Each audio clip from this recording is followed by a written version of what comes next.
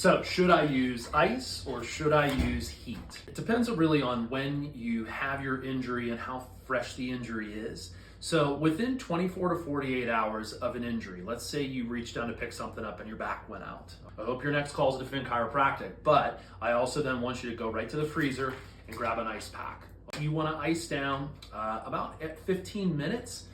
I'm gonna ice 3-4 times an hour if I'm hurting. Heat is controversial, right? When do we use heat?